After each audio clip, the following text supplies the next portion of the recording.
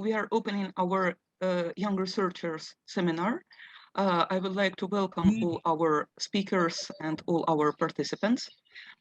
This seminar covers a wide range of topics starting from mid-18th century till late 19th. All of you are welcome to ask questions either in chat or you can just turn on your microphone. And I would like to invite our first speaker, which is Mykola Bulanyi from Oles Honchar Dnipro National University, with the topic Maskilim in the Nobility, the Jewish past amid the incorporation of the Peretzs into imperial space. Dear Mykola, you're welcome to start. Thank you for ability to take part on this conference, and I start this to tell about very about family of Peretzs. The process of formation of human identity remains an urgent problem on the scientists in various fields. That's why problem of converted Jews or the reign of Alexandra the First, it's very important. That's because the mostly researchers study converted Jews from period of great reforms of Alexander II and other emperors. The relevance of my research in the framework of the new biography to trace the change of generational oriented of identities of Jew after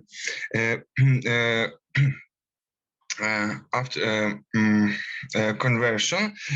And the influence on the Ukrainian lands and of the whole empire, Russian Empire, the adaptation of the Jewish family or the ideas of Haskalah and the condition of modernizing a state of the imperial system. And transmission from Orthodox Judaism to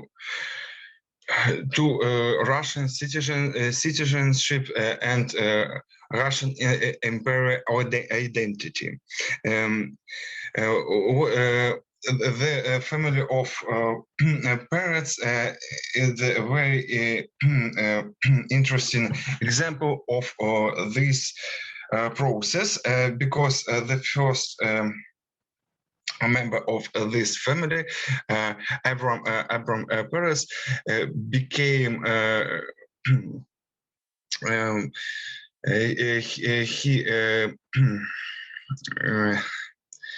he arrived to the Russian Empire at the reign of Kateryna the Second, and he became of for Lutheran at the reign of Paul of the Paul the First. He very the conversation of Abraham of the Abram Peretz. One of the reasons why he converted to the Lutheran faith is the love, and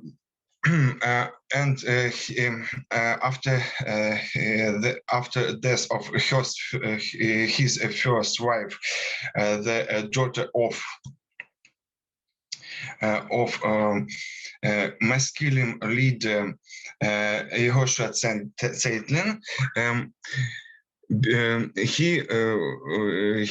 he's married with Lutheran Lutheran girl. Before this process, he tried to spread the Haskalah Haskalah ideas in the Russian Empire, mostly ideas of Moses Mendelssohn. After his conversation, after he is converted from Judaism to Lutheran faith, he tried to spread new ideas, Lutheran, and but he tried to spread the Haskalah ideas from Moses Mendelssohn too. His child became mostly involved of the Imperial Society. And for example, his eldest son, Giosh, after conversation, Grigory Peretzs became one of the first decabrists, and the youngest son, Yehor, became one of the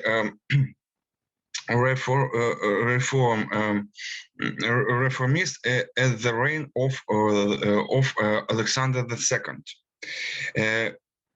All of his child, nevertheless, they became the Lutheran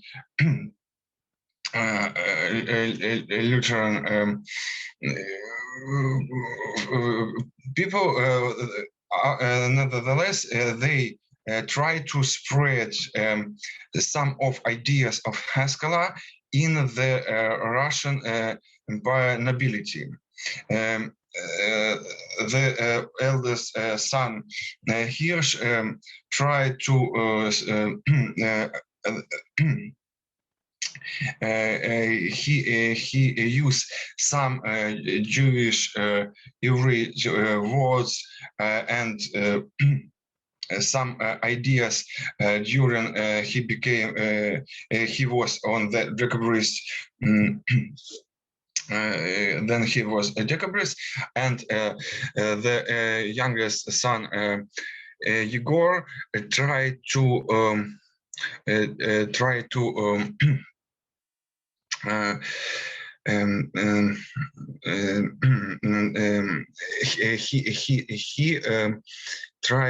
to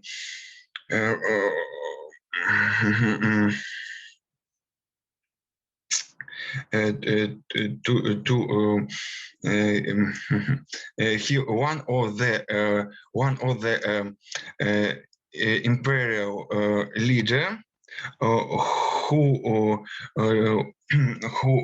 want to rise of different and rise of different Jewish problem. He tried to begin and give some modern rights, some rights for Jewish of the Russian Empire. That's why we can tell about that nevertheless this Jew family became the Lutheran faith. They tried to condemn of Jewish identity and try to discuss and raise of something rights of Jewish people if they became of Lutheran and etc. Also, I can try say that this member of this family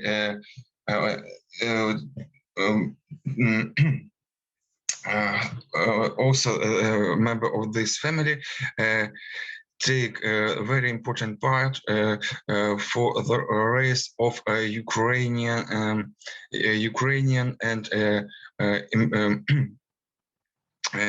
Ukrainian culture and science. One of the member of this family, Vladimir Peretzs, became the important philologist and try to and he one of the co-founder of different scientists scientist society of philologists in the Russian Empire. Thank you for attention. I try to so. Thank you very much. Thank you. Any questions?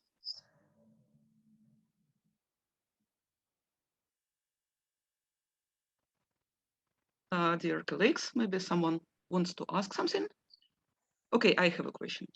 Tell please, what do you think? What was the main ideas or the main achievements which Peretzs family had brought into Ukrainian culture? You have mentioned that this family made some influence to the nobility, to the society of Ukraine.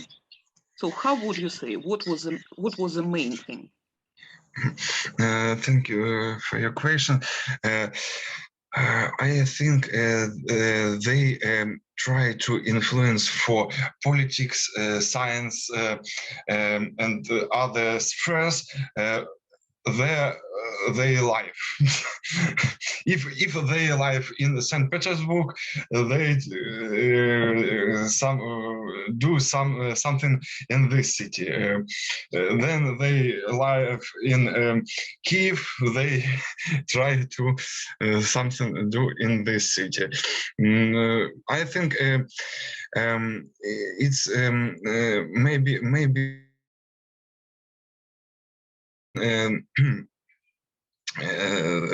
This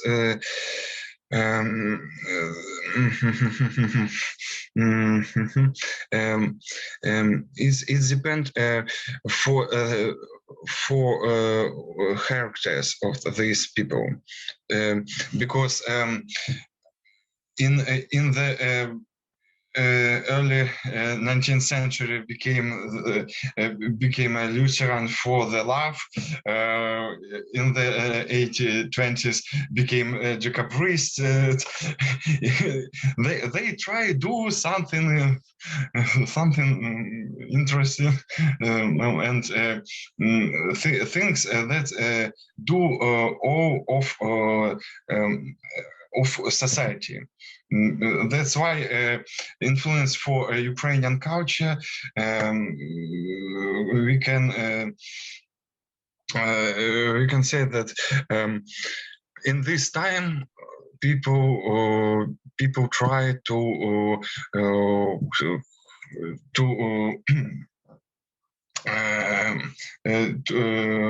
people try do something as the scientists and the theologies, sociology, history, culture. That's why he do as trends of society. I see. Thank you very much. Thank you. Any more questions? Okay. I have a question. Yeah. Sorry. You're Do welcome. you hear me? Do you hear me? Yeah. Yes. Yes. Thanks. Mykola, how long Peretzs family? How long after their conversion they preserved, or if they preserved any connection to Jewishness? And have you found any witnesses about considering them as people of Jewish origin?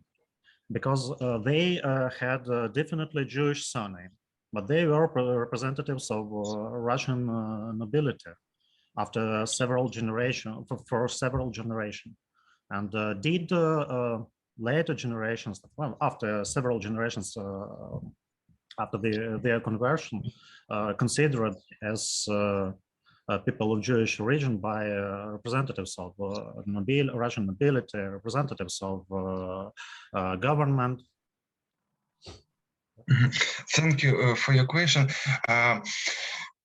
About Jewish side of this family, I tell that Abraham Peretz was the son of a rabbi from Lubartov, and he before he converted to Lutheran, he tried to take part of the Jewish community from St. Petersburg. He a co-founder of this community, and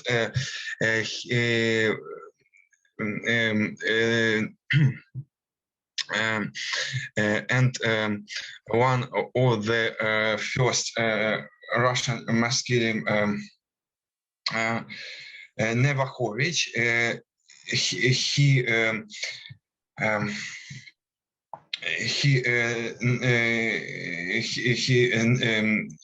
give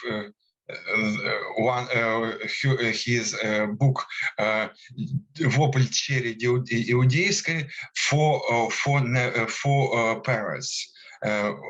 One for Vorontsov, and another in Ivrit he named for Peretz.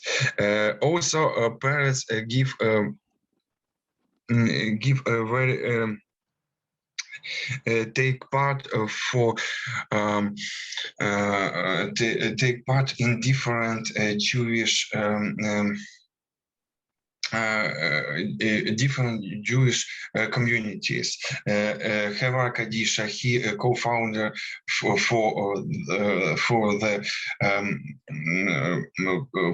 the community Hevra Kadisha from St. Petersburg, and etc. He gives a very with Nikolai Stiglitz.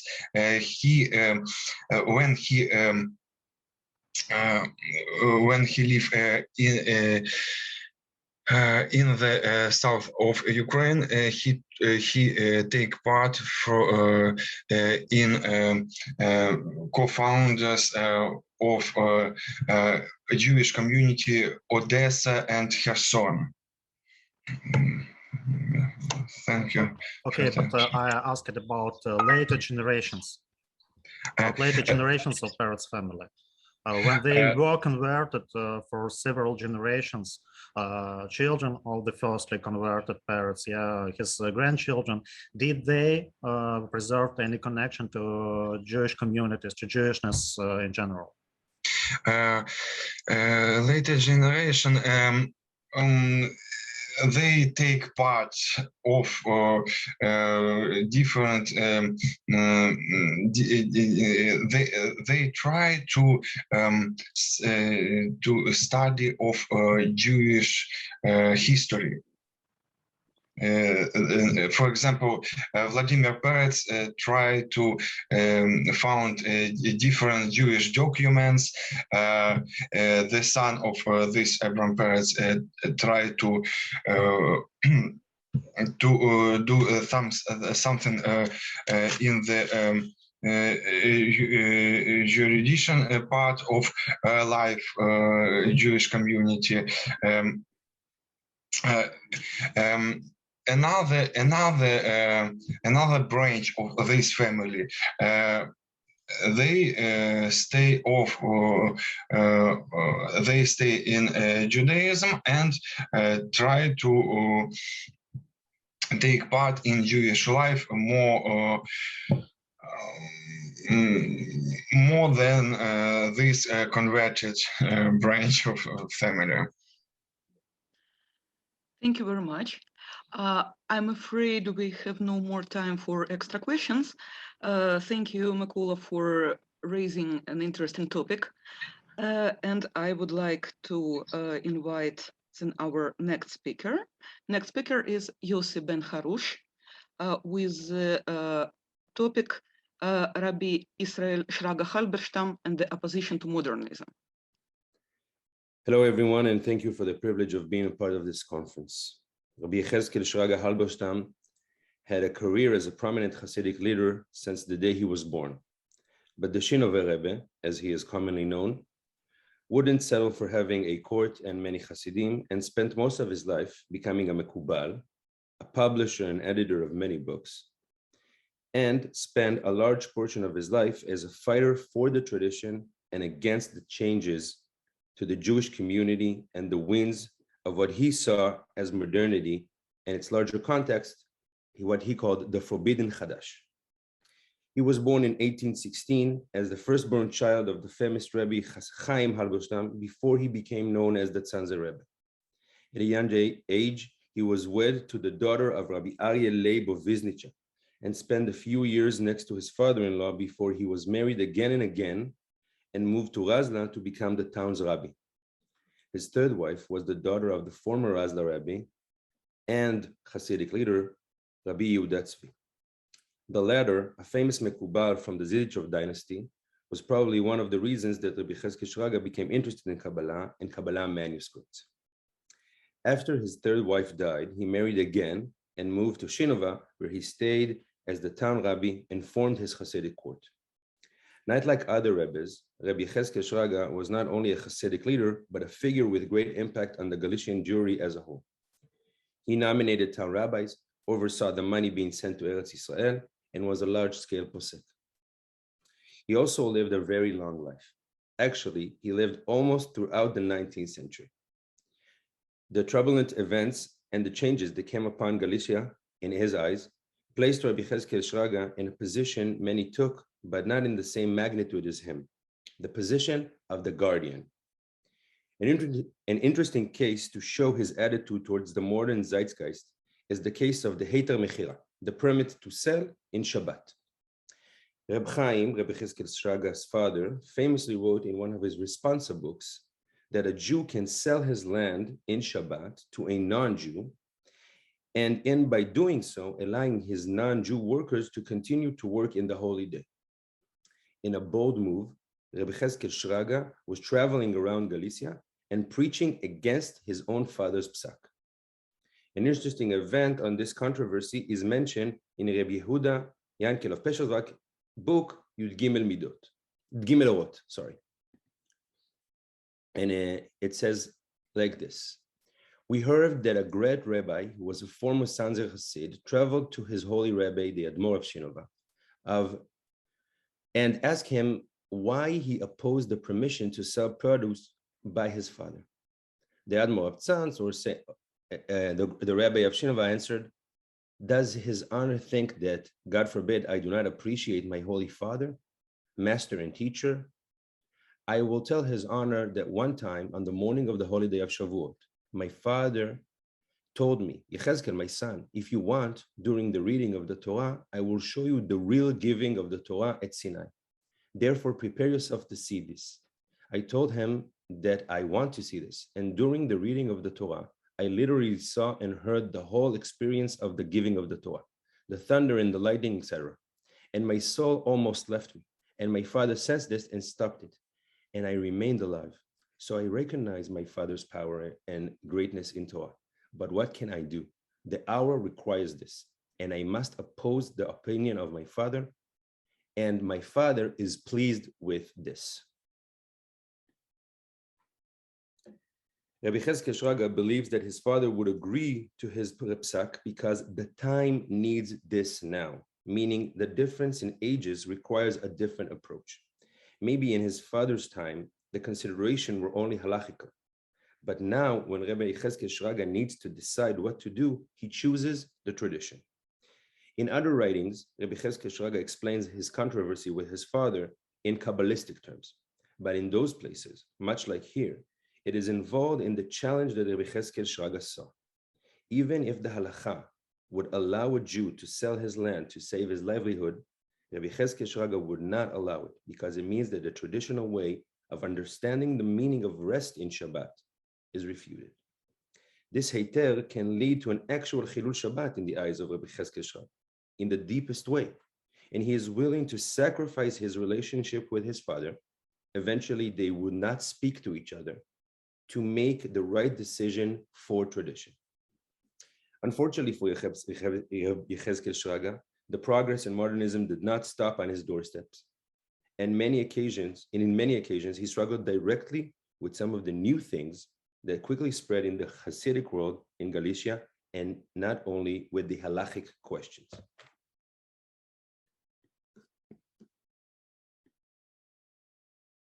So in his book, he tells us this story.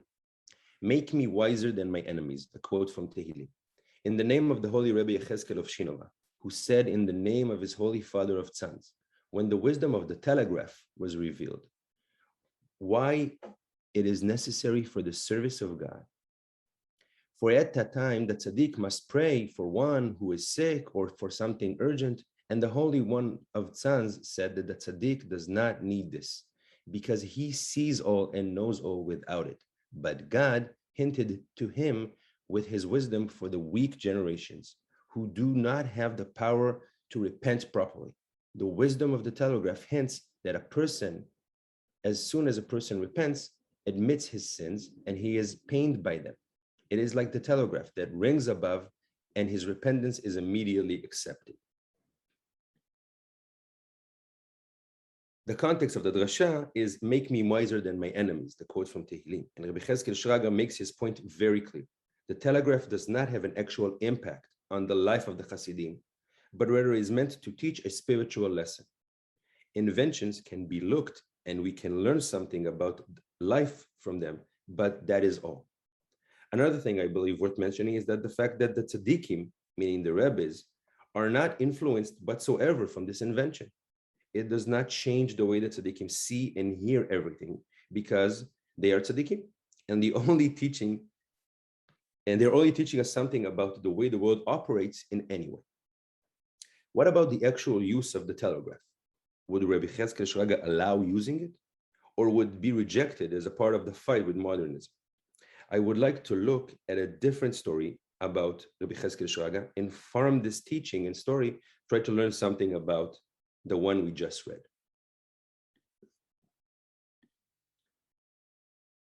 Rabbeinu, our rabbi from Kalish, said, that his grandfather, the holy Gaon of Shinova, would not drink soda water, although it was kosher and doctors established that it was healthy. And he didn't do so because he would only eat and drink food for which he had a tradition from his teachers concerning the proper yichud to intend. And since soda water was something new, he did not have a tradition for it and he did not drink it. In this story, the subject is carbonated water. This refreshing invention reached Eastern Europe sometimes during the 19th century, and many enjoyed it, but also saw it as something that contributes to one's health. Reb Yechezkel Shraga not only rejects the invention, but ignoring its existence. He claims that he only eats and drinks things that he knows how to properly address to Kabbalistically. Everything else is not something Rabbi Yechezkel Shraga can bless on, and therefore he cannot make the proper yichud, so he would not eat or drink it. For a Hasidic Jew, something you cannot bless on is something you cannot eat, and eventually it won't be relevant in your life. Here we see an interesting approach by Rabbi Yechezkel Shraga. By redeeming Zalzawar as something that we cannot comprehend in our Kabbalistic view, we are excluding modern inventions from being a part of our life. Another story tells us about the way Rabbi Yechezkel Shraga treated not the new inventions, but rather the new kinds of people, we just heard about in the former lecture, the non-observant Maskilim. To clarify, in the eyes of Rabbi Yechezkel Shraga, you don't need to be an actual Maskil to be a bad influence on the Jewish community. All you have to do is challenge the traditional way and the way he sees Jewry.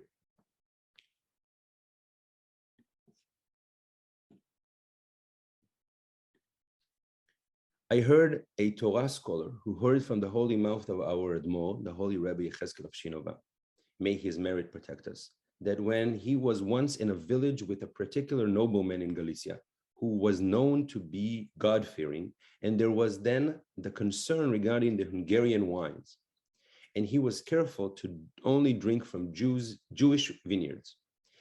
And in this village, the owner gave him a cup of wine that was not known to be so carefully observed. He shut his eyes in religious devotion for a time, and then said that he has a tradition from his teachers, that in this case, that is something which is only stringently to drink only from Jewish vineyards that is known to and observant, one can rely on divine inspiration. And he took the cup, recited the blessing, and drank. In this story, we hear about the actual fear that the Yechezkel Shraga court had regarding the wine coming from non-observant Jews. Rabbi Yechezkel Shraga can fight this threat by trusting Ruach HaKodesh, but others may not. Again, we see how the spiritual, Kabbalistic, and traditional world is saving Rabbi Yechezkel Shraga from the harm lurking outside the closed gates of the community. But like all radical opposers to Reformation, Rabbi Yechezkel Shraga himself was a reformer. In his life, it was manifested in his view of the Kabbalistic manuscripts he encountered. We know of many manuscripts dating back to the 16th century that Rabbi Yechezkel Shraga gathered, edited, and commented on. This untraditional approach to editing and creating a kind of a library of Kabbalistic manuscripts is clearly influenced by the modern Maskilic culture. It is also worth mentioning at that point that Rabbi Yechezkel Shraga was a relative of Shlomo Zalman Chaim Halberstam, who was one of the founders of Chevrat Mekitzei Nirdamim, and maybe we can draw some similarities between the two. Let's see, for example, a part of the introduction that wrote Chaim Elazar Shapiro from Munkach to the Kabbalistic Sidur Chemdat Israel, published by Rabbi Yechezkel Shraga.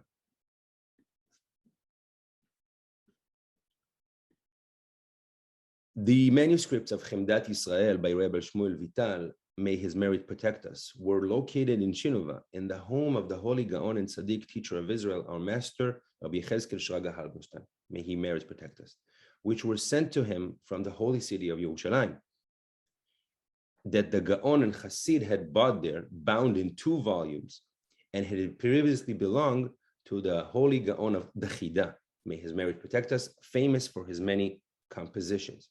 So here, someone buys the books from a bookseller in Yerushalayim, sends them to Shinova, and the books are actually part of the Chida's library, part of the Chida manuscripts.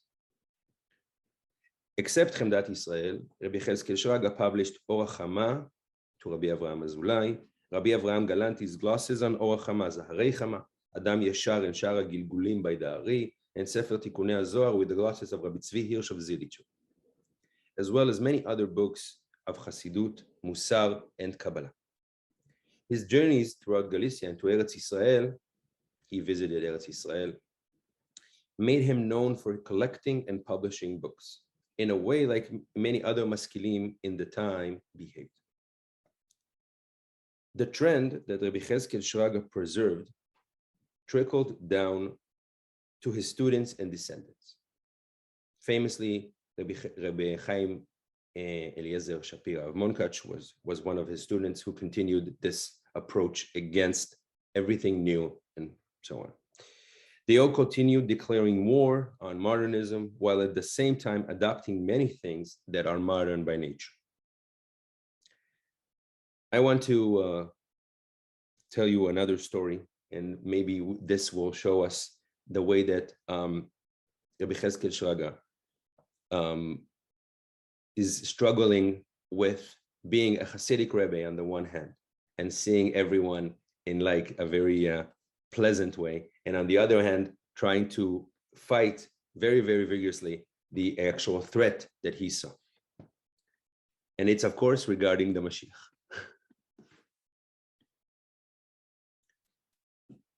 When brothers sat together, a rabbi with his brother, the holy Rabbi David of Charov, the Rabbi of Charov turned to his brother and asked, "How will we greet the Mashiach?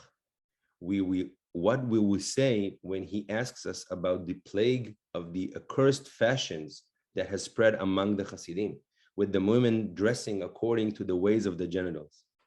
Rabbi David's question was asked with emotion and tears. Our holy Rebbe answered with a shining face. "Here we are amongst the children of Israel. We will greet the Mashiach with their good hearts, for a poor person who gives a penny and a rich person who gives much are considered the same by God. If they give with a good heart and with their all their hearts. The Jewish people are graced with this good measure. And so we will greet our righteous Mashiach in the merit of the good hearts and of the Jewish people."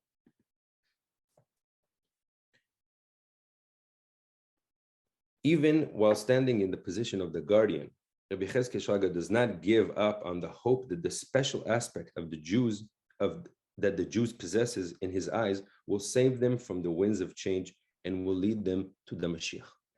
The idea here is to focus on the heart, the good heart, I will almost say naive heart, that is facing the modern times and the modern consequences. If one will preserve this Jewish heart, he will be saved and he can greet the Mashiach. Thank you. Thank you very, very much for your, so to say, refreshing speech, refreshing lecture. And any questions?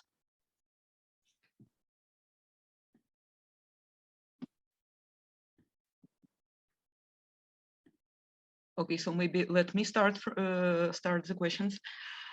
You mentioned the situation when the new thing was not accepted because there is no proper yichud for that in tradition. So that's rather interesting. And tell me, please, can you find any example of inventing new yichudim for new things in a Hasidic milieu? So it's not, I wouldn't say it's something new, but I would say that what Rabbi Yechezkel Shraga does, and he does it in his book, Divrei Yechezkel, many times, he tries to find old yichudim from Tzfat and from later on, and tries to reinvent them in a new context. We can see that in his book, a lot of time he mentions Yehudim from Galanti or from the Rekanati and says, we have forgotten those Yehudim. We need to reinstill them into our everyday life, which is very unusual for a Hasidic Rebbe. But he does it a lot. And in his eyes, he is the continuation of those Mekubalim from the 16th century and so on. And he believes that we need to go back to these Yehudim. Which is interesting because this is radical in two ways. It is radical because it changes the way we think of Hasidim. Of course, if we look at his father, Reb Chaim Itzans, who was very, let's say, someone who spoke a lot about being a simple Hasid and not being so much of Mekuban. And it's of course radical because it goes back to the roots, what he thinks that Hasidut is actually a direct continuation of the 16th century Kabbalah and then all the promising of Yehudim. And he has a very interesting relationship with the Jerusalem Mekubalim as well, and all their kavanot and so on. So not inventing, but reinstilling. Thank you very much. Thank you. Any more questions?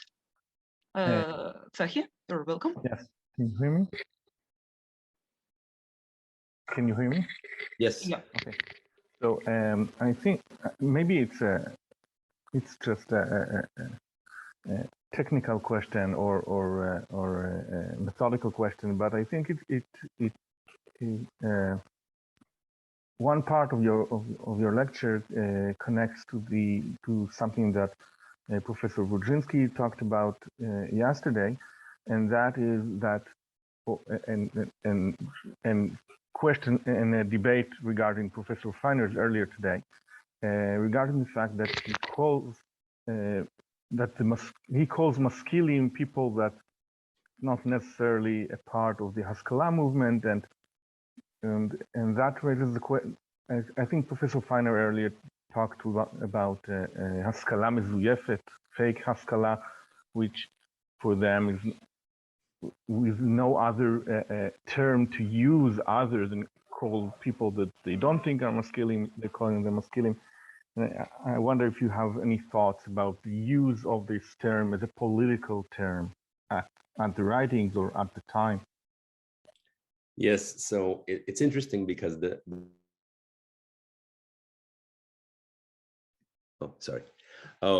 so the political idea is very interesting because I think that the use of the word Haskalah, talking about someone who is enlightened or more educated, is very interesting because he has a very narrow perspective of maybe it's not narrow, but he has a different perspective of what is to be a well-educated person.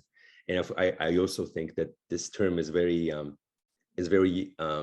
used very broadly and not very exactly. And of course, when you are the opposition, because when you are the opposition, much like Yechezkel Shraga, you stand and put a wall that is against everything that is not what you think is the proper way. And you name all the things that is behind this wall, Haskalah, modernism, even though it doesn't have anything to do a lot of times with those things. Sometimes it's proper halachic questions that people think different from you, or deciding or ruling a different psak regarding some halachic question. But those people will always be Maskilim. I think it's really interesting to look at it from the perspective of those who oppose it, and to see, can we redefine maybe what is Haskalah in their specific eyes, when it's completely coming from not from the side who wants to declare themselves as the well-educated, the Maskilim and so on, but the side who says, these are the people we need to mark as those we oppose, those we fight. And I think the definition will change radically and will also tell us a lot of things about people that we may be considering sitting on the fence, or maybe sometimes we'll consider even those who look at themselves as part of the Maskilim. Because Rabbi Yechezkel Shraga will say that many people inside the Hasidic world are also infected with Haskalah. He would use this weird term. Yes. Thank you. Thank you. More questions?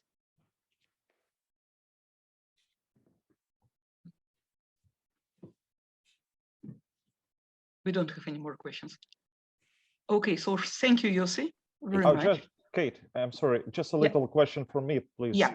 So, I was impressed by, that example of Soda's reaction. Can you mention, please, if you know some more examples in such direction? Let me say. The soda water is a good example, and it of course it has the two stories. Of course, they are stories, and I have to mention this in regarding to the lecture. I mostly mention stories, and the stories are told in context, and they are told by those who want the stories to sound and make us hear other things except for the actual story. So the first story about the telegraph is also being told about the Chafetz Chaim, Rabbi Meir Israel Kohen Miradin, who also his students come to him and say they invented the telegraph and so on. And the soda water is, I think, mentioned in a very specific context. And I didn't find any more interesting and spicy stories like the soda story water, but the context is that the person who tells the story wants us to believe that everyone in the Hasidic court of Rabbi Yechezkel Shraga was a Mekubal who had the ability to make yichudim, right? And therefore, when they come to him, they ask him a question. It's not a question in reality. What do we say? It's a question in Kabbalah. What is the proper yichud? And he says, we don't have a proper yichud, and therefore we don't drink it. I do know that in his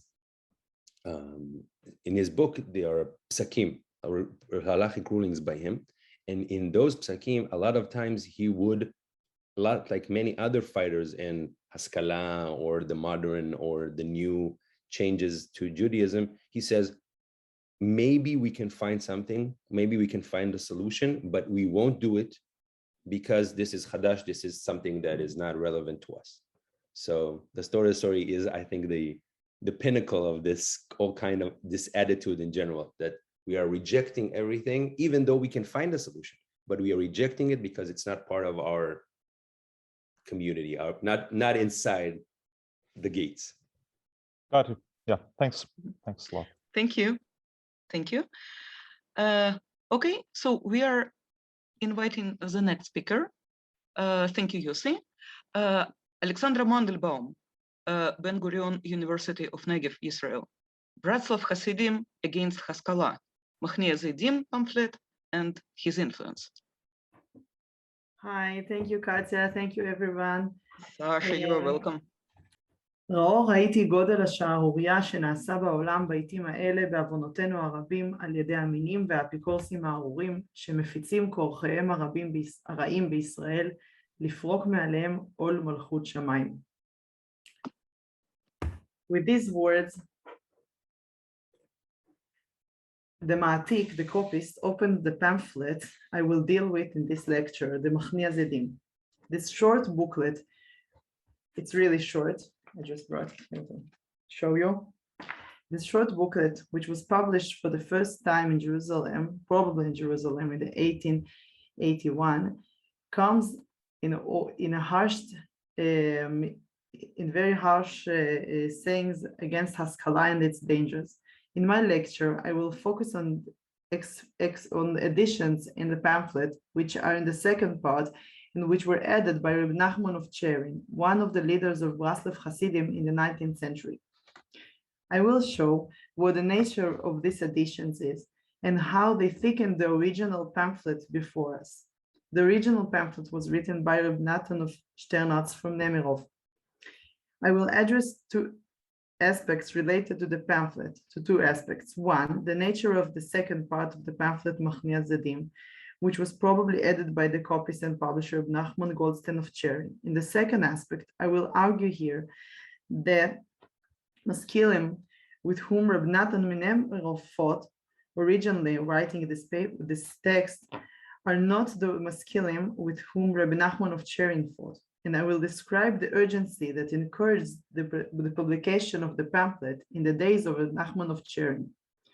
I will show how this short book, is used as a generic polemic book, which printed in later periods in order to condemn the contemporary weak, whether they are newly educated, Maskilim, Zionists, or secular people, or even Reform Jews.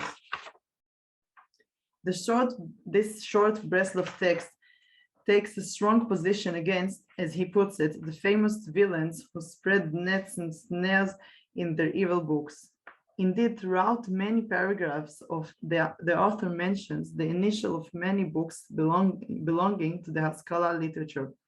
The author shows great proficiency and responds in a fierce polemic tone to the central ideas of these books. Professor Shmuel Feiner dealt extensively with this pamphlet and pamphlet similar to his idea, which called Kinat Hashem's Vote. The person who published Machnia Zedim is probably Nachman Goldstein of Cherin, but his job was not only to publish this book, but also to edit it, to add additions to it, and to edit it in a way that it could be used in different times of different periods of history later on.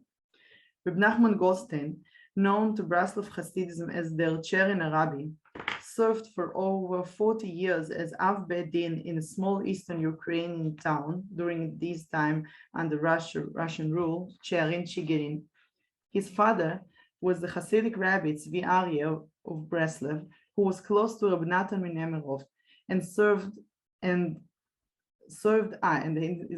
his grandfather was Reb Aaron of Breslov, who served in Breslov during the years of the activity of Reb Nachman. So he was very related to Reb Nachman of Breslov from all sides, and he got a lot of traditions from his father and grandfather. He was connected to Reb Natan Sternatz, but also to all other different Hasidim of Reb Nachman of Breslov that we don't know about, or we don't have a text left from them. This allowed him to build a new stage in Breslov Hasidism, but also to filter, refine, and highlight existing traditions. Professor Feiner mapped the books from the original pamphlet, and he showed how he dealt with a lot of Maskilim from his times. As for the author's identity question, Feiner and later David Asaf showed that at least the first part of the pamphlet, Machnia Zedim, was written by Reb Natan of Nemirov around 1828. Despite this early date, the pamphlet was published only in 1871, probably here in Lemberg, but it's written that in Jerusalem. So this question of the location is not yet clarified. In the years that elapsed from the time that its writing until its publication by Reb Nachman of Cherin, the thought of Reb Natan himself thickened until his death in the 1840s, and various historical trends concerning education were intensified.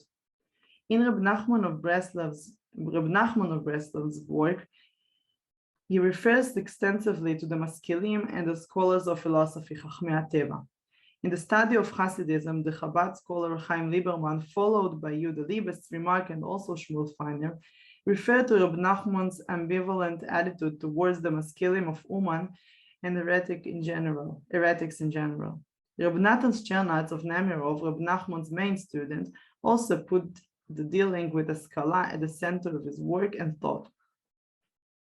Rabbi Natan's essay, Likutei Halachot, which was published after his death, is a broad, in-depth interpretive project that connects the teachings of his rabbi to the sections of the Shulchan Aruch. Throughout the book, Likutei Halachot, Rabbi Natan goes against Chachmei HaTeva, sages of nature, and in all 112 times they are mentioned in a negative way. He uses the world of rich imagery that is inspired by Likutei Moharan and tradition, and also traditions from Zohar and Ari. Chachmei HaTeva, the sages of nature, suck from the serpent's forehead in this imagery he paints, Rabbi Natan. They are the evil beasts that overthrow and prey on our people, the children of Israel. They are bound by lust and more. And Rabbi Natan goes against the external wisdoms, which are also identified with the sin of the tree of knowledge and the idea that people will leave the Torah. Rabbi Nachman of Cherin, which I will focus here now, was working one generation after Rabbi Natan, whom he got to know from an early age due to the fact Rabbi Nachman of Cherin was the grandson of, as I said, Rabbi Aaron and the son of Rabbi Natan's friend Tzvi Aryeh. Rabbi Nachman of Cherin received a collection of writings by Rabbi Natan, among which is the text of Chayei Moharan, which to this day is a major source of knowledge about Rabbi Nachman of Breslov and was published by Rabbi Nachman of Cherin in 1884. If we try to characterize Rabbi Nachman of Cherin's approach to the Haskalah and Maskilim, we can say that he continues the terminology that completely forbids any connection with Haskalah. In his book, Otzar Ha'ira, which includes Rabbi Natan's Likutei Etzot and other collection of advice from Likutei Halachot, Rabbi Nachman of Cherin continues to identify the sages of nature with the snake's forehead, Bilam, and the rest of the negative imagery.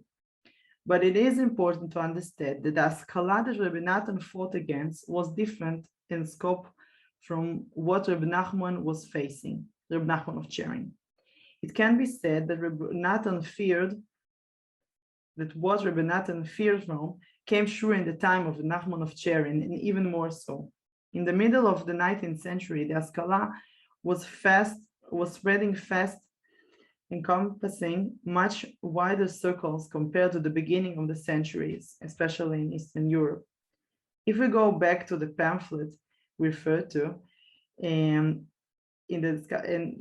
want to refer to the first part was probably written by Natan. We can see that compared to what is found in the Likutei Halachot, he does not seek to deal with Haskalah theologically through complex sermons based on Kabbalistic images, but rather create a short pamphlet whose main effect is rhetorical. Throughout the essay, specific books are mentioned, and the claims are presented in relatively short and clear sections.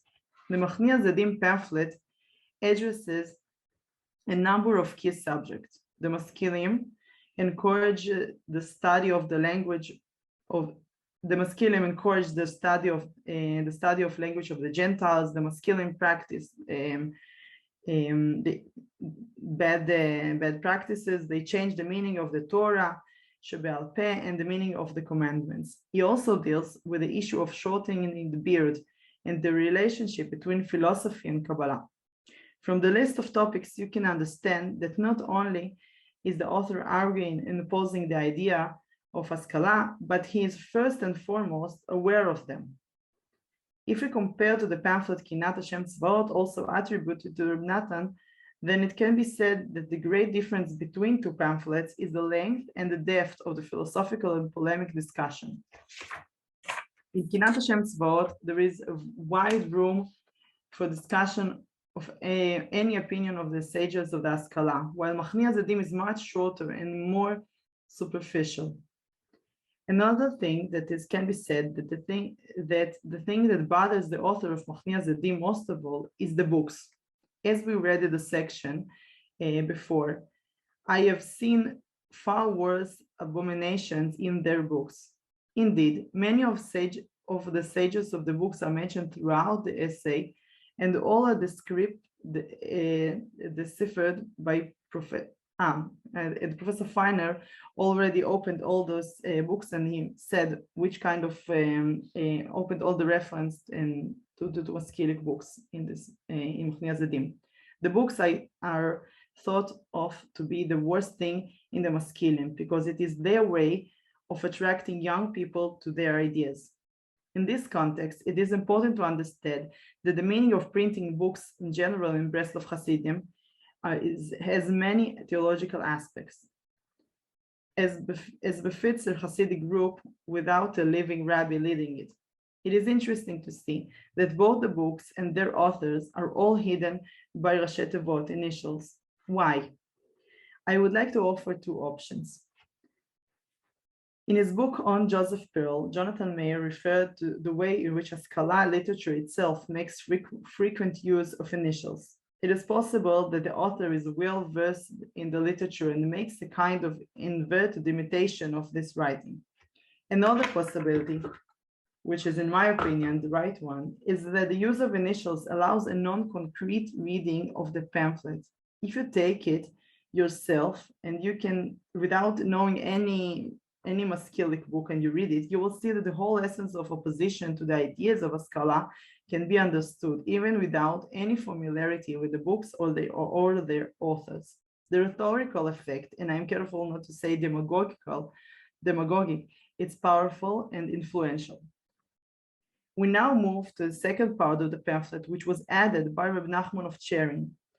The part that is attributed to Nachman of Cherin in the research begins with a paragraph from the words, "Up to here I found from one tzaddik who was shouting." From then on, the paragraphs continue in the same linguistic spirit, continuing to condemn the ideas of Haskalah.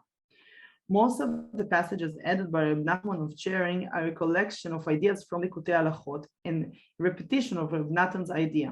Why does not Reb Nachman of Cherin mention the name of the tzaddik from whom it takes the most of his quotations?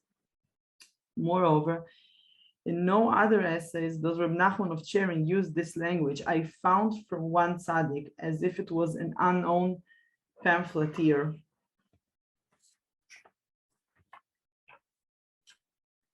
I want to suggest that he does it because he wants to create some kind of pamphlet that can be used outside of Breslov Hasidic world and will be spread out in the Jewish community. And I think that if he would still leave the name of Reb Nachman Sternhartz inside, people won't read it, won't sell it, and won't buy it. Indeed, in his days, the intense Hasidic internal controversy against Reb Natan is weakening. And while there is another controversy that even becomes a case of violence against Breslov Klois in 1863, this does not affect the positive acceptance of Reb Nachman of Chering, which has served for about 40 years as Av Bedin in the town of Chering. When he writes this supplement to the pamphlet Machnia Zedim and publishes it, Reb Nachman of Chering tries to hide himself and the great source of ideas in the pamphlet and probably the author of his first part, Reb Natan. In this way, the pamphlet becomes a kind of generic pamphlet against wrong social phenomena from which Hasidim or Eastern European Jewish society seeks to reject. The printing of the pamphlet in the 1980s becomes urgent. From the time that the pamphlet was probably written in 1828 until its publication, there were gradual changes in Jewish society in Eastern Europe. In fact, until the 1860s, the Maskilim the majority of Maskilim were only loosely united in Eastern Europe. The majority of Maskilim people who were in the time when Reb Natan was writing the pamphlet gathered mainly in the cities of Warsaw, Vilna, and Odessa. Hatzfira and the Melitz newspapers, which mentioned in this Machnia Zedim pamphlet, appeared only after 1860. However, one phenomenon certainly began in Reb Natan years, and that is that the Maskilim was staged as an alternative to traditional Jewish education. The public schools in which they studied, among other subjects, Russian and German, were opened between the years 1819 and 1841, and indeed they are mentioned many times in the pamphlet. However, it was only during the years of activity of Reb Nachman of Chering, the publisher, that there was an increase in the number of students studying in those schools. The printing of the pamphlet is an attempt to provide a quick, easy to distribute theological response against the danger of education as seen by Reb Nachman of Chering in his generation.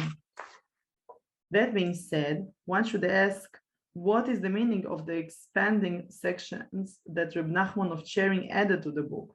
A careful look on these sections shows that the materials from which Reb Nachman writes are all adaptation and ideas and images from Likutei Halachot.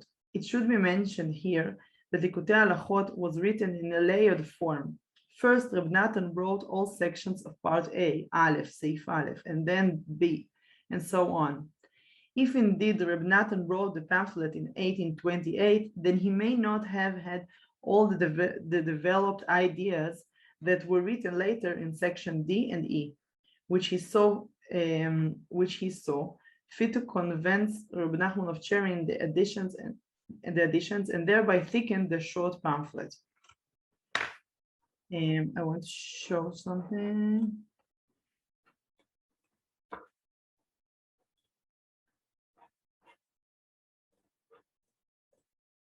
This is the cover of the pamphlet. It's pretty simple. This is Chering. Okay, we now focus on the specific edition. In section 44, Reb Nachman of Chering writes, once, ופעם אחת, you can see it in English, ופעם אחת בראש השנה דיבר רבנו ז"ל גם כן מזה מגודל האיסור ללמוד אלו הספרים המפרשים את התורה על פי דרכי המחקרים, אשר כל ההקדמות שלהם לקחו מהאריסטו היווני ושאר האפיקורסים, שהיו קצתם קודם חכמי התלמוד וקצתם היו בימיהם.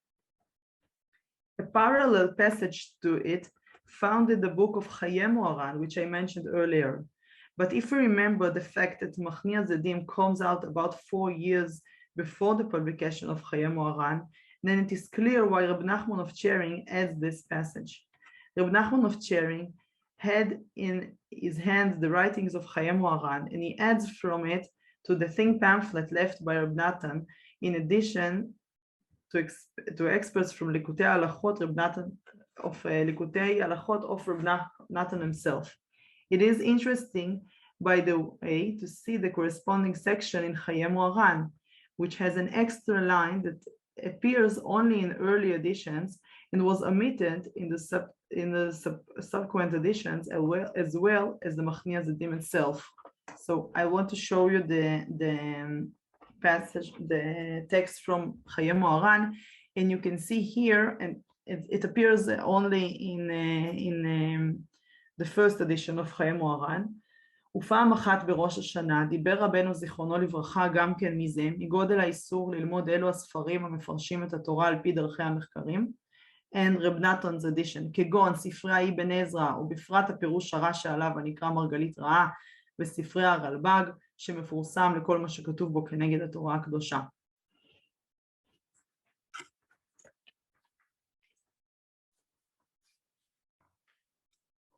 Here again, we see that Reb Nachman of Cherin removed the specific examples. And here it's very interesting, because if I had not read this passage, we would not have thought that the ways of research, Darkei HaMechkar, are the books of Ibn Ezra and Ralbag. And we thought that maybe it's just Aristo. I will now refer to another pamphlet I mentioned earlier, Kinat Hashem Tzvaot, that was published in Tzfat in 1924. The Tzfat publisher, Rabbi Shlomo Kavler of Tzfat, makes an effort to raise money for printing it because he wants to print it very much. Here he writes it this way in a letter. The pennies are collected one by one at the risk of controversy with a Polish group of Breslev followers who in those days sees itself as exclusive printing center. Here we see something interesting. There is an interest in the book that Kinat Hashem Tzvaot in Tzfat in the early 20th century. Although it's doubtful whether Tzfat or the old Yeshuv Yashan is full of Maskilim people about whom Reb Natan wrote, it is certainly not full of heretics asking and questions from the void, Ken Halal Panui, but there is still a friction between the Jewish community, including Breslev followers in Israel, and ideas such as establishing a school with general studies and more. With Haskalah, the fear from Haskalah, in the early 20th century, it appears in Tzfat. Here, the goal of Reb Nachman of Cherin to make the pamphlet Machnia Zedim generic, usable in times of controversy, and not connected only to controversy against certain books, fails. The Tzfat printers sell the pamphlet Kinat Hashem Tzvaot and prefer it, and make an effort to print it. Likewise, the printers in Poland choose not to print Machnia Zedim after 1912 and to print Kinat Hashem Tzvaot only within collection of a few other books. I can only speculate here that the refusal to print this book by the group of Poland, Breslev Hasidim, can be related to the tendencies of this group to open the Breslev Hasidut to the younger generation. We now move to an interesting and little later testimony from the book called Siach Sofei Kodesh about the pamphlet Machnia Zedim and its role in introducing Rabbi Michael Dorfman to Breslev Hasidut.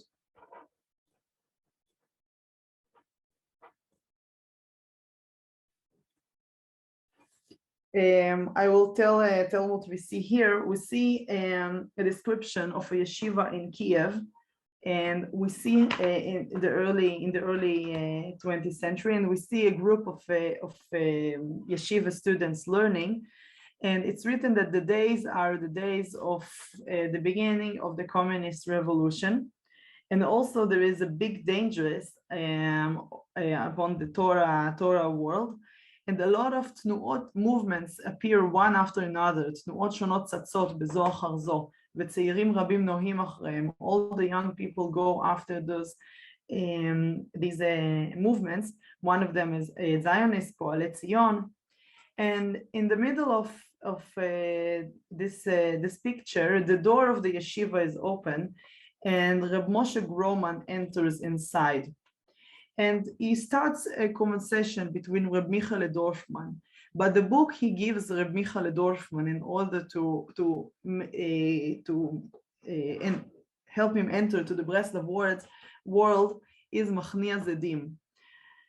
So all this book about Epicorsim, Haskalah is the right answer during the communist revolution and during the Zionist activity. The atmosphere in this description, which relies on Breslov tradition and Sarfei Kodesh, is saturated with existential danger. To the writer of the words, no matter exactly whether it is communist or Zionist, the pamphlet is a point of grip and salvation for the soul of the young boy in this period. I would now like to refer to the last printing of this year. Rabbi Eliezer Shlomo Shik Muarash prints the book on Machnia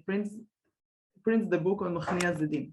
It is a significant period in which the Breslov community in Borough Park is beginning to gather around Shik.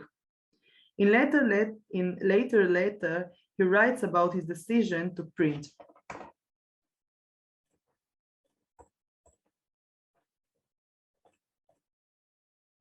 והנה את הספר מחניע זדים אני הדפסתי ב5,000 עותקים בשנת השחה, בשעה שהדפסתי את כל ספרי רבי ז"ל. כי הספר הזה מדבר גם כן נגד המינים והאפיקורסים, אבל הספר קינת השם צבאות מדבר יותר מהמשכילים שהיו בזמן ההם, שזה לא כל כך שייך לדור הזה. אבל הצד השווה ששני הספרים האלו מדברים המון נגד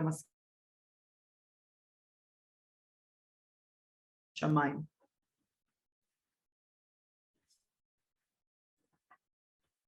It is interesting to see that when he required to oppose to the reforms around him in the States, he uses the Machnia Zedim pamphlet as an effective opposition pamphlet, and indeed also in many other letters in which he opposes the reforms, he used terminology taken from Machnia Zedim.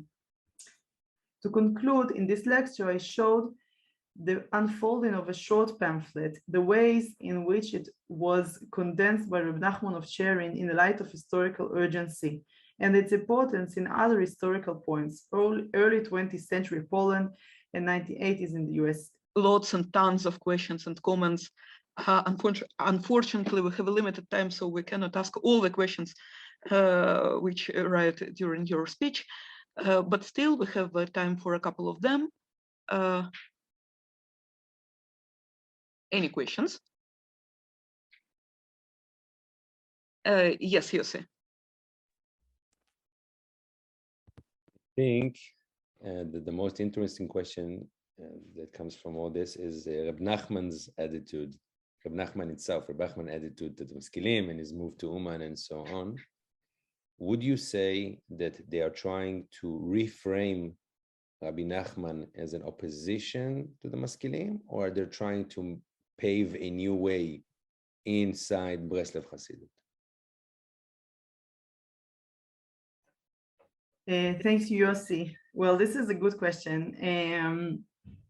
I think that they had a problem with all the stories about Reb Nachman of Breslov, because if they hold they know all the inner knowledge of Breslov. Yeah, Reb Nachman of Cherin has all the handwrites of Chaye Moharan, so he's familiar with several different stories about Reb Nachman of Breslov. He knows about how he said Epicorsim and all these things, and he wrote about in Likutei Moharan, but also he knows about, he read Yemei Natan and the testimony about how when Reb Nachman of Breslov died, so all kinds of groups were fighting about what to do with them, and also the Maskilim, they had an opinion. They were there while Reb Nachman of Breslov died. First of all, they were there in the room, they were there in the situation, and in some moments, Reb Natan himself wasn't in the room while the Maskilim was there and helped Reb Nachman of Breslov to call a doctor. So Reb Nachman of Cherin, he can't really rely on there is a limit to his imagination and how he can repaint Reb Nachman of Breslov as the biggest leader against Haskalah. And so I think he's careful with it. Thank you. Thank you. Thank you. more questions?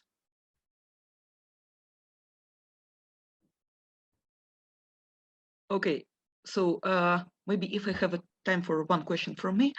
Sasha, thank you very, very much. You provided me a very important context for my own research, which shows the attitude of Rabbi Nachman and Rabbi Natan to Sefer Brit. And I would like to say that your note about negative connotation of Sifrei HaMechkarim, Sifrei Chachmei Yesod HaTeva in writings of Rabbi Natan is not general, because when he tries to recite or retell some piece of information taken specifically from Sefer Brit, there is no negative connotation, which means that there was another kind of so-called accepted Maskilim books, and Kinat Hashem Tzvaot directly shows that the attitude to Sefer Brit was not so regular. He called it very beloved book in our town. So there were another patterns of seeing the Haskalah literature, and Sefer Brit is probably an example. So it was thank you, Katya. It's very interesting. It was a kosher book. Yeah, exactly. It was a kosher book, right? And the question: what if there were other kosher, so-called kosher Maskilim books? Thank you very, very much. Unfortunately, we need to stop here and to call in our next speaker. Sasha, thank you so much. So our next speaker, Sophia Korn, Paideia, European Institute for Jewish Studies, Sweden, and before that, National University Kiev-Mohyla Academy, approaches to medicine in Sefer HaCheshek. Thank you very much. And, sharing my PowerPoint.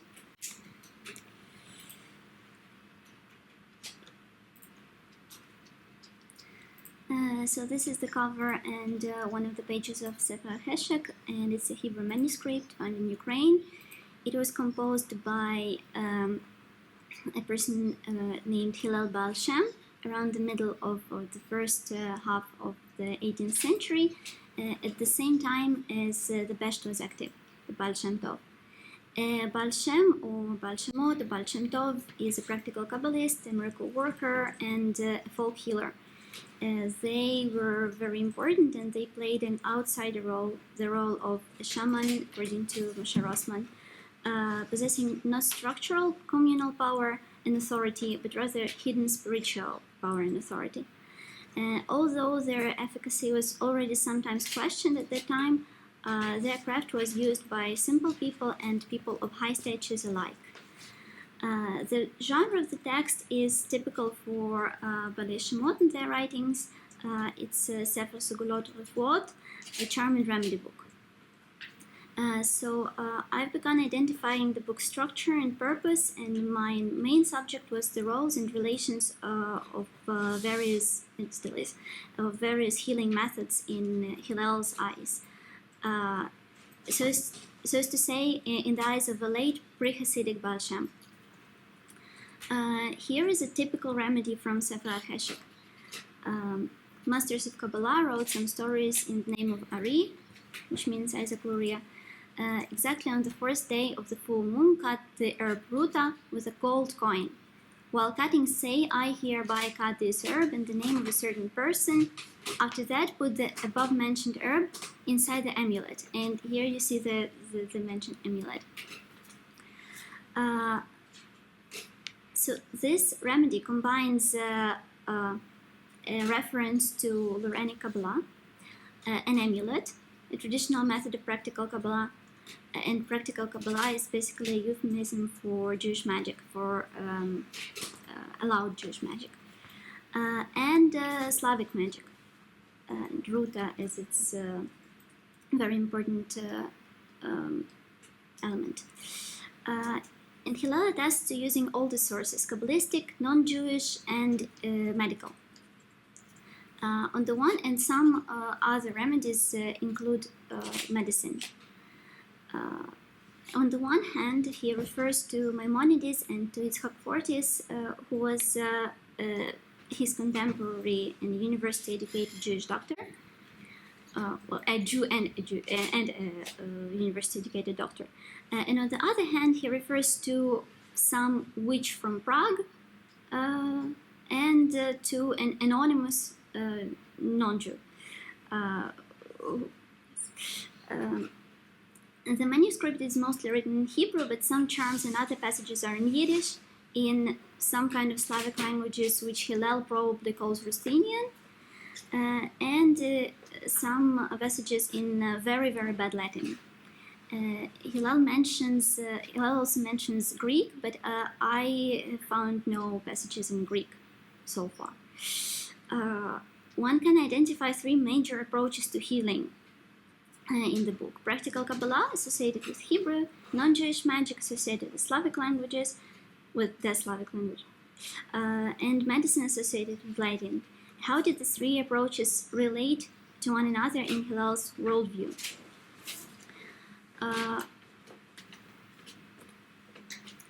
Firstly, let's look at the structure and how he formally divides remedies of different natures. The answer is he doesn't. The text is hardly divided into any chapters or paragraphs, or even paragraphs. Some of the pages have headers like this one, and this is one of the most widespread headers in the book. It says Sefer HaCheshek, and I think that it's the title of his main source, because most of the book contains of remedies or amulets, other things copied from somewhere else, and the second most widespread header is Sgulot Refuot, Charms and Remedies, and both are popular titles of Kabbalistic and charm and remedy books. So it's probably also the title of the book from where he copied, and he probably added these headers later in order to identify the pages. For example, he had to find a remedy from Sefer HaCheshek, so he signed Sefer HaCheshek on the page where he can find the remedy. And Hillel himself attributes Sefer HaCheshek to Achitophel and to Rabbi Tzvi Hirsch ben Avraham from Mezrich, whom he knew personally and from whom he learned, and he writes explicitly that he copied from his books. And curiously, the pages signed Sefer HaCheshek mostly contain amulets and Kabbalistic remedies. It's possible that Hillel's book included more non-Jewish remedies than his major source, and that he used more non-Kabbalistic remedies than his teacher, or his main teacher, because he had several.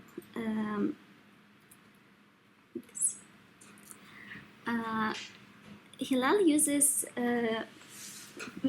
various terms, and some of them are not clear. Some of them are clear, like Kamea, Amulet, Bal Kabbalah, which is basically the same as Baal Shem, and bloodletting, but some of them are not clear. An interesting one, or an interesting group of terms is refuah, or all the terms with the root Resh Pei Aleph. So refuah, remedy or healing, rofeh, healer, rofeh mumche.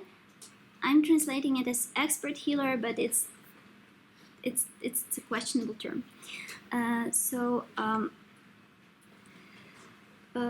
How does it, obviously he calls all kinds of healing refuah and all kinds of healers rofeh. But who is a rofeh mumche, and how is he different from rofeh not mumche, not an expert healer? He identifies an expert healer according to the Talmud. He describes this system. So if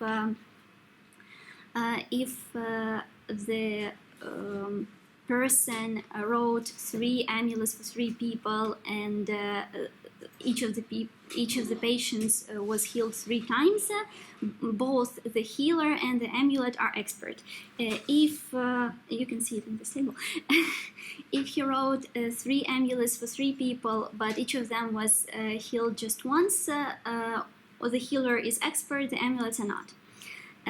If he wrote the same amulet for 3 people and all of them were healed, the healer is not proved expert, the amulet is. And if he wrote 3 amulets for the same person and the person was healed 3 times, it proves nothing, because maybe it's just because of the person's, the patient's good luck. Yes, and why it's important? Because he refers to various people as Mumche, and he doesn't explicitly refer to himself as an expert healer, but he says many times that this amulet or this remedy has been tested several times, and probably several means more than 3, in several cities with several patients, and I have worked with several patients in several cities several times with several amulets, so he probably considers himself an expert healer. And he refers to many other people as expert healers, and this is extremely interesting. As is written in this book, as I found in several books and received from expert healers, however, and he describes a recipe like that, a remedy. However, sometimes they don't work at their time with remedies printed in old books, as people of every generation have a different nature, and it's impossible to rule and calm the sickness. That is why one is an expert healer. If one is an expert healer, he understands the matter from inside and is able to invent from his own mind, invent the remedy. As there is learning and great sharpness of mind in learning the revealed Torah and the hidden Torah, which means Kabbalah, it is like that. Because of that, healing sages are called Kabbalah sages. If he has healed 3 times 3 people, so he is called an expert healer. You see the proof of the previous slide here.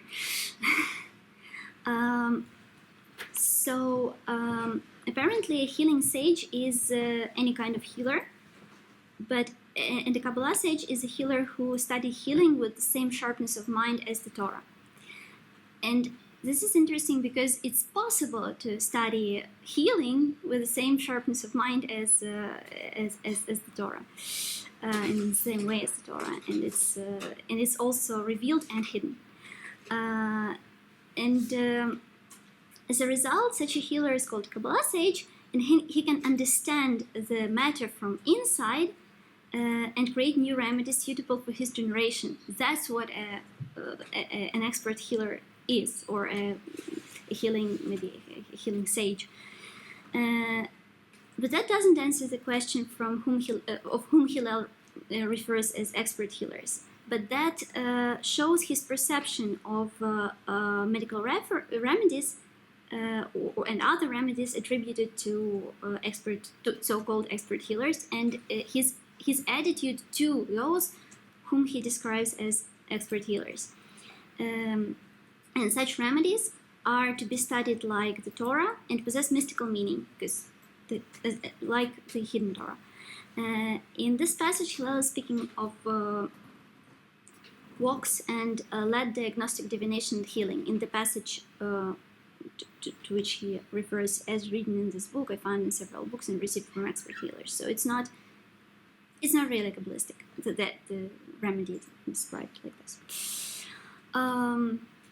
Another term is skula, and it's important to understand that he distinguishes between holy names, impure names, and skulot, or sometimes holy names, impure names, and the rest of skulot. So skula can mean anything, but it's in most of the cases it's not. It doesn't include holy or impure names, Holy names are the names of God and angels, and impure names are the names of demons.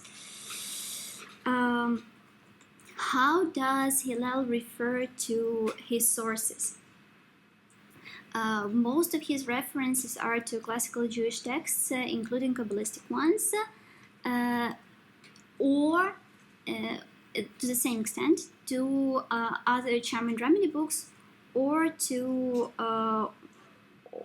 orally transmitted knowledge from contemporary Bali Shem. For example, Sefer Heshek and its authors, their authors. And he also references Yitzhak Fortis, whom I already mentioned, a learned doctor, and a person called Simcha Doctor. I assume that he was a medical doctor because he is called doctor, but there is no information about him, unlike Yitzhak Fortis. And he also references anonymous, mostly anonymous, always anonymous, and always oral non-Jewish sources, and not medical sources. And that also shows his worldview. And finally, Hillel expresses his opinions on various remedies and approaches explicitly a lot of times. And here is how he does it. He obviously considers himself a Baal Shem, a Baal Kabbalah, a sage, an expert, and yet, I, Hillel, lowly and disdained in the eyes of outsiders, but not in the eyes of insiders. With God's help, God willing, as I merit to settle peacefully, quietly, and surely, I will, God willing, engage with remedies, segulot, found in pharmacies, but not with holy names, because it is forbidden to use holy names and operate impure names profanely. There is a great prohibition of troubling names in vain. Here we see that he prefers non-Kabbalistic remedies to Kabbalistic ones, and we partly see why. Because it's forbidden, and because it's dangerous. We'll see the danger later, and why is it forbidden?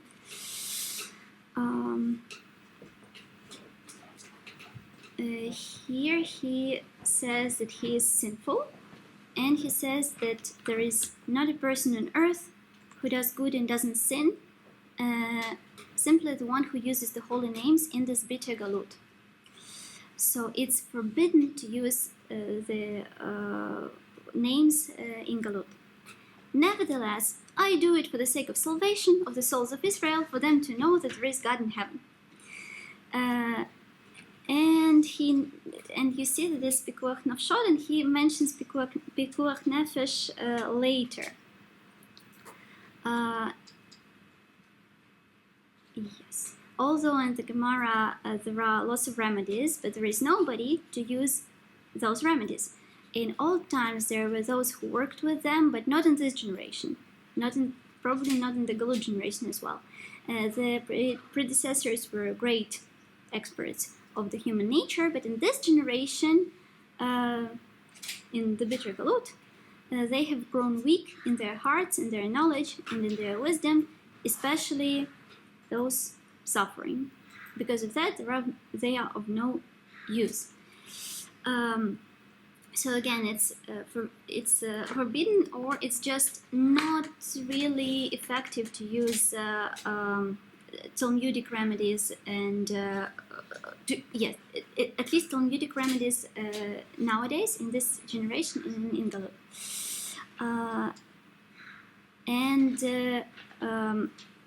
The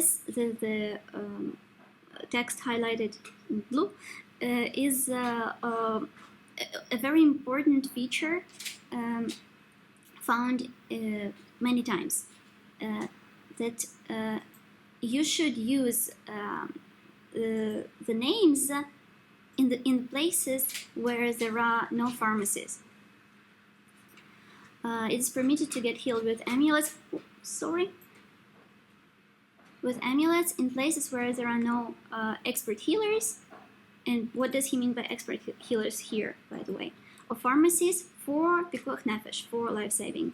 That is over Shabbat. So so only the same reasons for which you break Shabbat, you are permitted to use amulets, and only where there are no pharmacies or expert healers. But in the next sentence, he already says only if there is an expert healer and an expert amulet, which has healed several people, and so on. So he is very cautious, and pharmacies come first.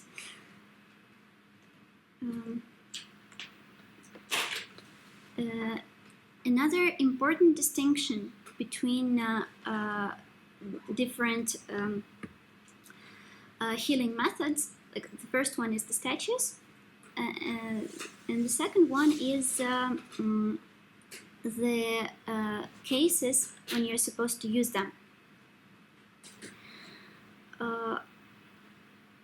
It is necessary to know what causes the illness, so the healer could understand and heal and calm.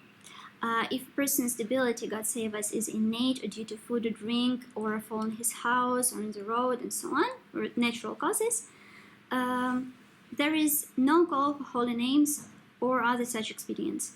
One must utilize treatments from trained physicians who study and practice with great physicians from many books and are experts in, and by the way, trained physicians are like this. Great physicians are like this. They are expert in chiromancy, in science, in the science of physiognomy. Everyone must study, understand very well, know the nature of the human being, and it was mentioned before that every generation has its own nature, and you must understand and a great healer, an expert healer, understands from inside, and from here you see from the nature of the human being that the patient will not be harmed.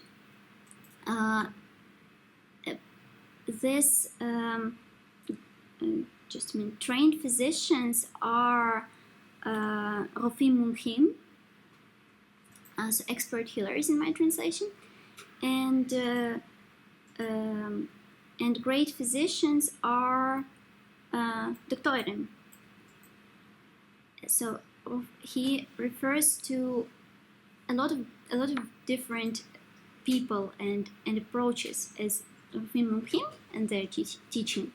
But in this case, it's Rofim Mumchim Halomdim v'Haoskin Etzel Doktorim.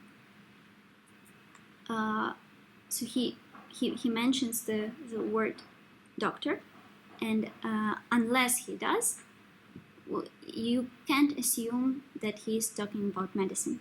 But here he is. And here he you should use different healing approaches for different for illnesses of different nature and of different cause, or not. Because there are some 9 kinds of coltons, and that's definitely a non-Jewish name of a disease. I have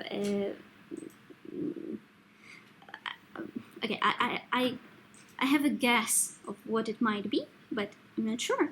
But it's a Slavic word, and 4 kinds of epilepsy and 512 kinds of fever is the kinds of fever. All of them are creation of demons.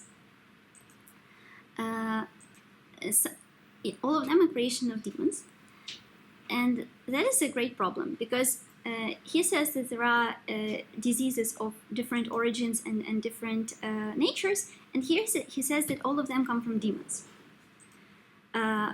It might be another terminological problem, because here he uses the word hitzonim. Sometimes he says shadim, sometimes he says malachim, like kings. But anyway, hitzonim implies some connection with demons, with a demonic nature of these diseases. And here, sometimes one exercises and heals and heals with holy names, sometimes with impure names, and sometimes with herbs, or with something else, or with oils. So, all diseases come from demons, but you exorcise those demons, sometimes with names, sometimes with other skulot, and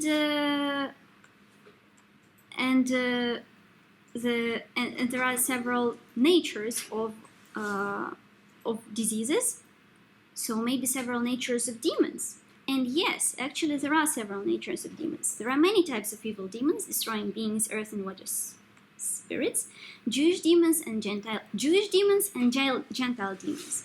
Jewish demons also understand the Torah and the liturgy. So Jewish demons understand holy and impure names, and Gentile demons probably don't. So when a disease comes from natural causes, from bad air, he uses Hellenic terminology, from too much heat, too much cold, too much humidity, and so on, or from planets, or from a war, or from emotions. There are lots of natural causes. He probably interprets it as a Gentile demon, and this demon is to be exorcised with herbs and oils and with skulot from pharmacies, and not with holy and impure names, in addition to holy and impure names being dangerous.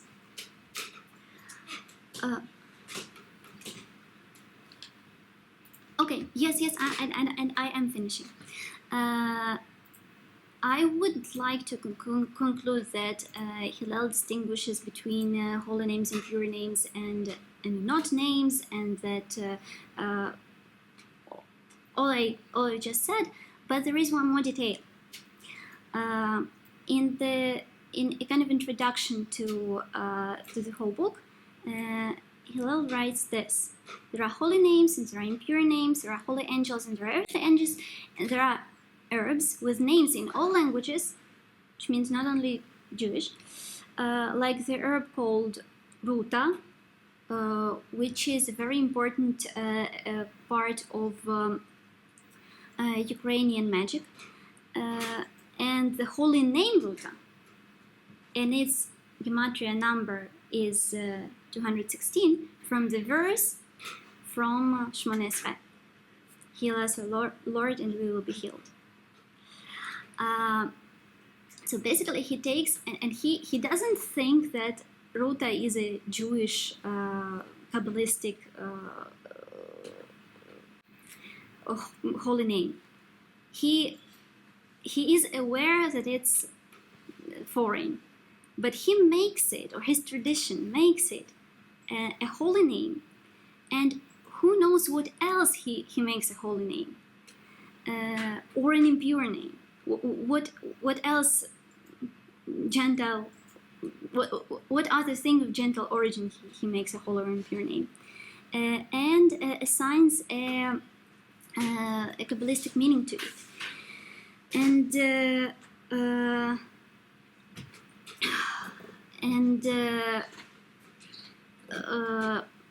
I think that these Gentile elements might be the other world for Jews, and Baal Shem as a Kabbalist and as a liminal person deals with the other world.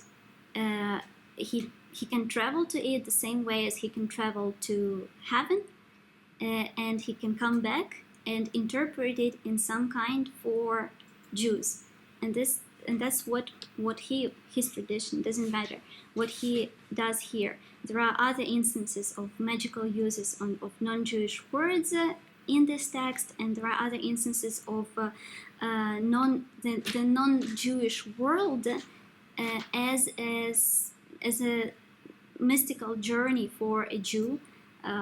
For example, Shabtai Tzvi, whose teaching was popular in Europe at the time, and who converted to Islam, and it was believed to be a part of, by some, to be a part of his spiritual journey, and so on. A lot of other instances.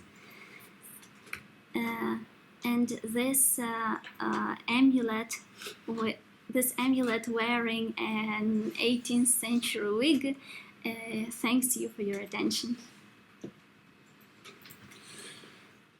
Thank you, Sophia, so much for your exciting presentation. The questions. Thank you, Sophia. I want to ask a question about possible sources of Sefer HaCheshek. You mentioned non-Jewish oral sources, and is it possible to identify those sources were healers or doctors, non-Jewish doctors or non-Jewish healers, and is it possible to try to identify those sources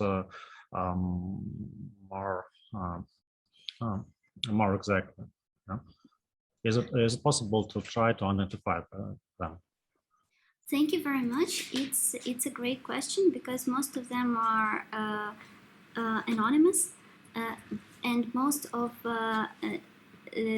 non-Jewish remedies don't come from non-Jewish sources, or at least are not attributed to non-Jewish sources, which means that it was a part of the tradition.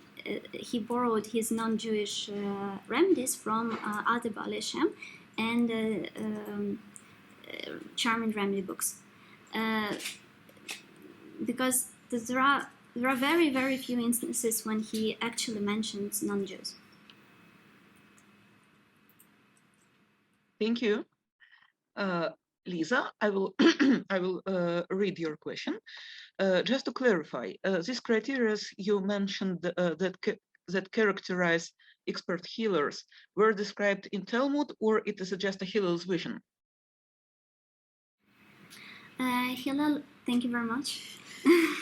Hillel adopts the way to identify an expert healer from the Talmud. So it's identical. He describes it literally. I just didn't mention it in my presentation. And let me see the question again. Sorry. Yes, it's not just his vision. Thank you. More questions? No, not really questions, but just a few words to add that for the public, you know, for our guests and other colleagues, just to know, because am I right? It was not mentioned that this manuscript is stored in the National Library of Ukraine. So just to know that it is stored in Kiev at the National Library of Ukraine, and Sonia is among just a few persons, scholars, who are working on this manuscript. So some great work was done before by Moshe Rossman. So Sonia continues the research on this manuscript. So all the praise, and so be luck with your research. Thanks. Thank you. Thank you. Unfortunately, our time is nearly over. We have probably we have a couple of minutes for one more question if we have one. The last opportunity to ask Sophia about Sefer HaCheshek.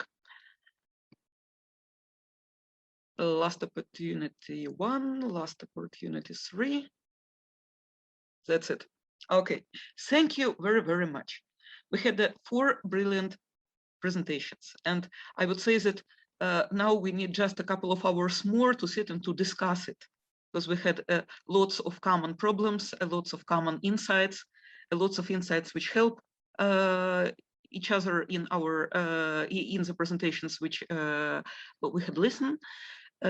So unfortunately, we have no such a possibility. But well, the time is not over for us, and we are continuing our research. Thank you very, very much for all your material, and let's hope that we can continue in this conference or in the next conferences or in university auditories or in Zoom. Somehow your research were very, very nice. Thank you very much. Thank you for our participants. Thank you for our listeners. And that's absolutely right. So a special, for me, special thanks go to you, Katya. Thank you so much for moderating this seminar.